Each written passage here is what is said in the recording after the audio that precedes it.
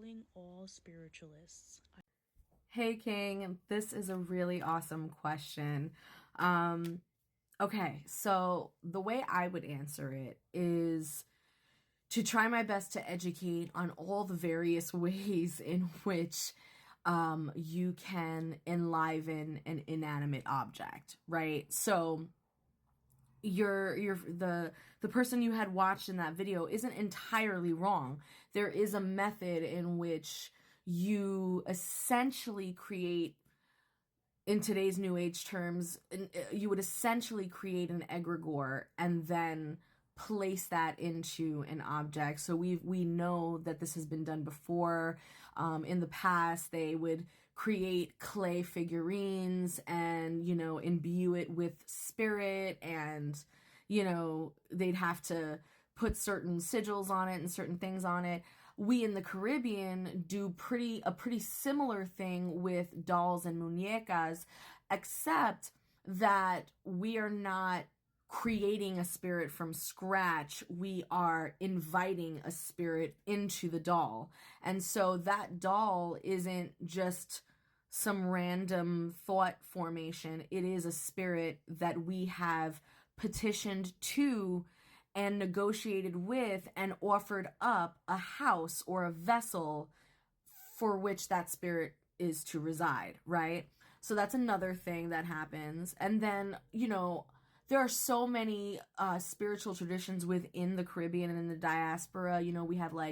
We have obviously our brujerias, but we also have things like obeya. We have a lot of practices that do what we would call enchantments, right? And so this is where you essentially can take spirit and imbue it in like super inanimate objects. See, now the muñeca situation makes sense. In the Caribbean, we have a lot of superstitions around like dolls and around any object with eyes, right? So if an object has eyes, essentially they have windows to the soul. So then therefore that object can most definitely get possessed or be imbued with a spirit. Absolutely. So in the Caribbean, we believe that.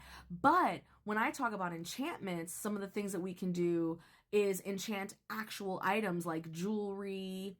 We can enchant plants. We can enchant rocks, crystals, all kinds of things with a spirit. And it can be one of two ways in which we do that, right? So jewelry, for example, would have some kind of gemstone in it, or we would pull forth from the metal itself.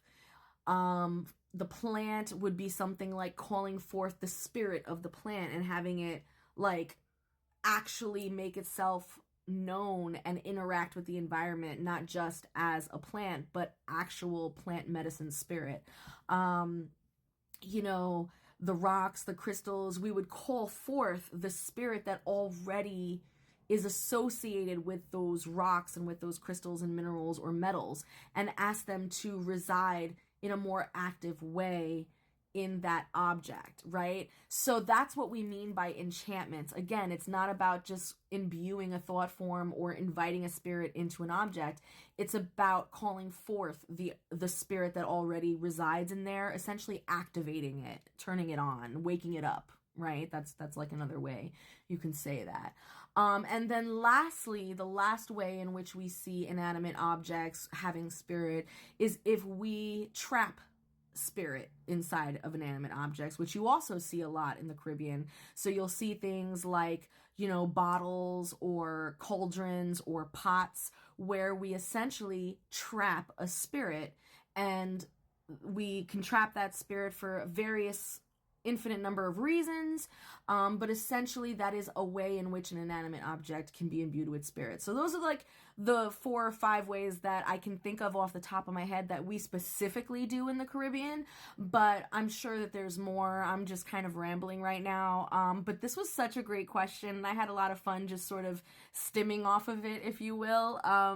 So yeah, I'm Leilani, this is The Magical Solution, and this is how we grow. Thanks so much for the question.